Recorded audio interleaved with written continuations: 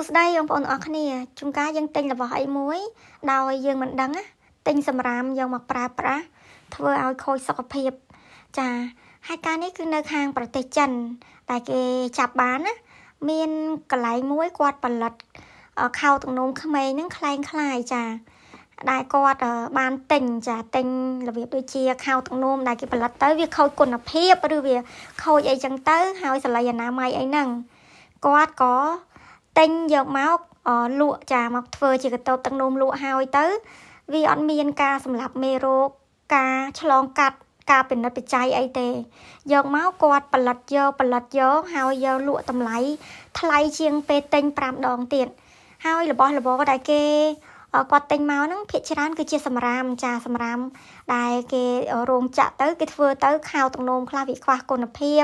សលៃអនាម័យខ្វះគុណភាពវាខូចវាអីចឹងទៅវាខូចគុណភាពនិយាយទៅគេបោះចោលប៉ុន្តែបុគ្គលិកដែលនៅក្នុងហ្នឹងក៏លួចយកមកលក់ឲ្យពួកគាត់យកមកធ្វើ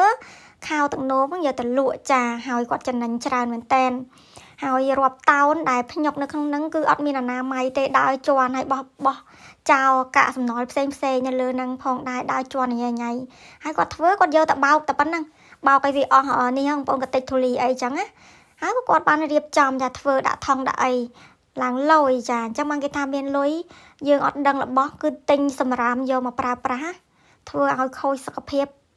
ខាតបង់ទាំងលុយកាក់ច្បាប់នៅប្រទេសចិនដែលគេបានចែងមករបស់របរដែលអស់គុណភាពកាកសំណល់ដែលសល់ពីរោងចក្ររោងអីគេឲ្យយកទៅបោះចោលមិនមែនឲ្យយកទៅលក់ឲ្យអ្នកដទៃទេហើយប្រជាជនចិនគឺមានការខឹងសម្បាយ៉ាងខ្លាំងសូមឲ្យរាជរដ្ឋាភិបាលចាបើការស៊ើបអង្កេតរឿងនឹងឲ្យបានច្បាស់អញ្ចឹងណាហើយមិនមែនតែប៉ុណ្្នឹងទេបងប្អូននៅប្រទេសចិនមានរបស់คล้ายច្រើនណាស់ដែលគាត់លក់ចាញ់ណានៅខាងកូរ៉េខាងត្បូងក៏គេកំពុងតែការស្រាវជ្រាវដើម្បីរកមើលខោទឹកនោមហ្នឹងណាព្រោះខ្លាចប្រជាជនគេប្រើទៅខូចសុខភាពចំណាយទាំងលុយអត់ប្រយោជន៍ជួបគ្នានៅវីដេអូផ្សេងទៀតជំរាបលា